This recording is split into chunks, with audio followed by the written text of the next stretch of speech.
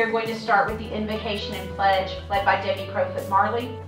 Gracious Lord and Father of mercy, while we witness the enormous despair unfolding in Haiti, we are most grateful for the safe return of our fellow Rotarians and friends.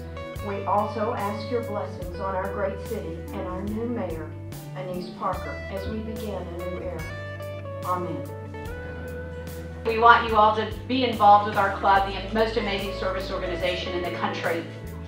Today's program is wonderful. To be able to have Mayor Annise Parker here is truly a coup for our program committee, and I am so grateful to the work of Rick Slaymaker and Dr. Richard Evans for doing this for us, and most importantly grateful, Mrs. Mayor, for you saying yes and to come to our meeting. And without further ado, I will introduce the chair of our day, Dr. Evans. It is my extreme pleasure, a pleasure that I have that cannot be measured, to introduce to you the first and only individual to ever be elected the mayor of a major U.S. city, who is also a graduate of Rice University. Mayor Annise Parker. Thank you.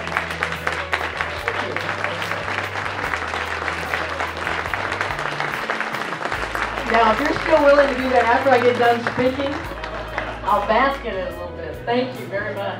Are any of you here? I know some of you were for the mayoral candidate forum that was here.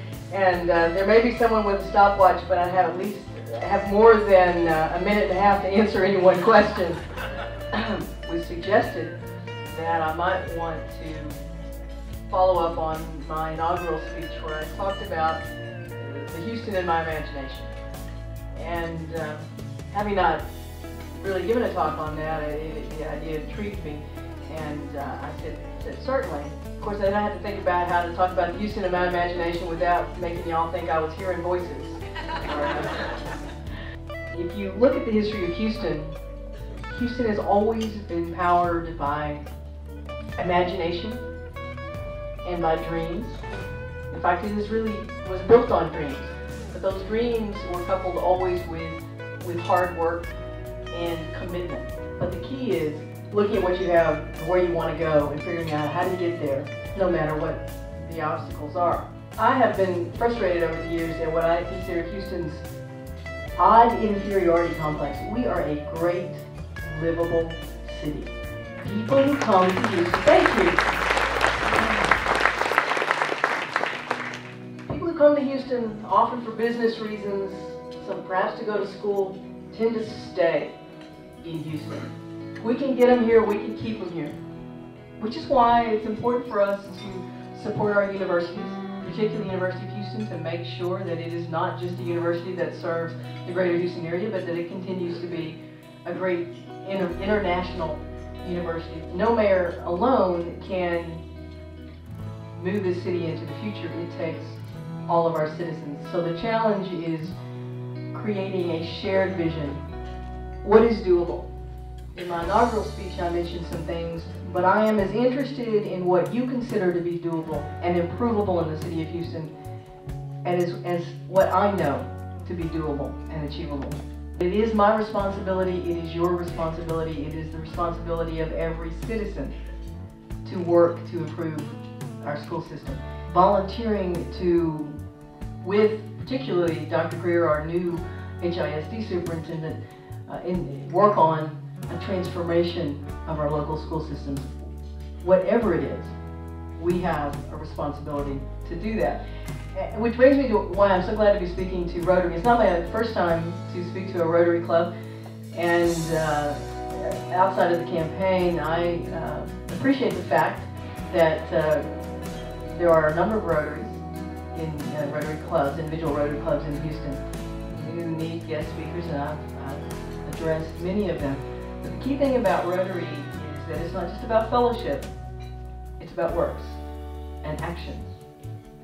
And I'm here to challenge you to do a couple of things. First is to renew your commitment to this great city.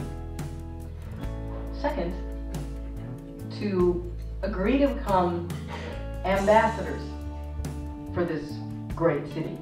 The best marketing for anything is personal testimonial and word of mouth. We sell Houston every day, individually, of the people we talk to about this wonderful city in which we live. And I would ask you to continue to do that. And then thirdly, I would ask you to commit to the changes that we need. We have to make improvements in the Houston Police Department. We have a really good police department. We need to have a great police department. We deserve to have a great police department. The challenging thing for us is that half our Houston police officers are at or near retirement age. And it takes a while to make a good police officer. They take seasoning, they take experience, and they take a lot of money to train and get out there. So we have to figure out a way to improve the Houston Police Department, to top it up, and I'm engaged in an effort to find a new police chief. I encourage you to go to the city's website under boards and commissions and look for opportunities to serve.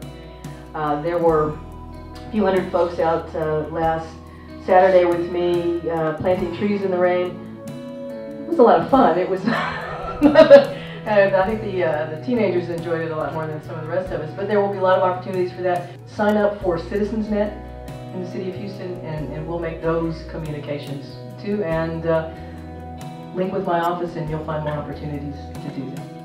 I know as Rotarians, you know how to make things happen. You know how to see a community need and address that community need. I look forward to working with you on the Houston as we all imagine it.